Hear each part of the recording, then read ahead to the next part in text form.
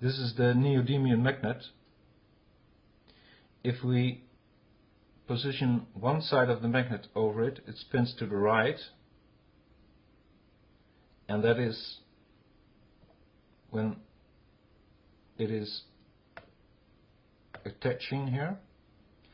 And if we put the other side down, this gray part, it will spin to the left.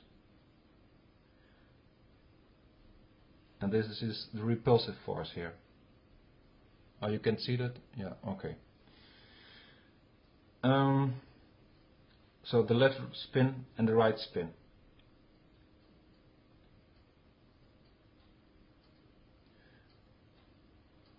The issue was that if we put this magnet in the middle,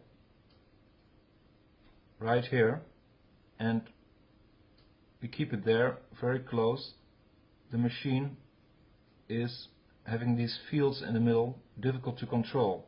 It's difficult to keep it still. And if you relax it a bit to the side, the machine will pick up speed.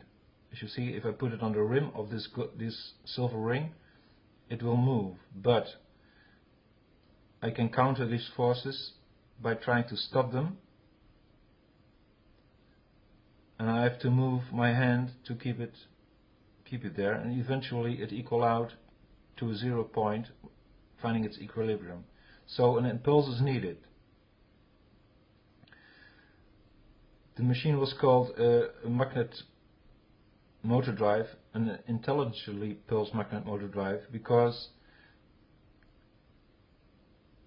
the input you give is resulting in an overunity of movement.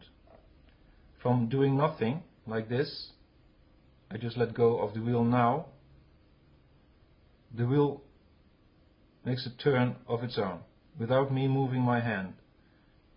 But it dies out. But this is the overunity we catch in a full circle. So I'm holding the wheel now with my left hand, or I can show you better so, like this, with my right hand. Oh yeah, here you can see it best. I'm keeping the wheel now. I'm positioning this thing right over the power point, and if I lift my left hand finger, the wheel will speed off. So this is what we call overunity. The SWOT, the simple magnetic overunity toy, as demonstrated elsewhere, is based on this principle. The problem was to have this in a circle. So this is the magnetic overunity. What we are going to do now is, trying to do now, is to catch this overunity and feed it back into the machine so that the pulse of the machine will be strengthened. So there are two pulses. The machine itself delivers a pulse because of the polarity of these arms, and I'm delivering an impulse with me cooperating or strengthening that machine pulse itself. So I pick up the pulse of the machine and I give a little extra effort. And to demonstrate you this clearly, because this is all hand stuff, and I cannot discriminate myself between whether I'm pulsing or the machine is pulsing.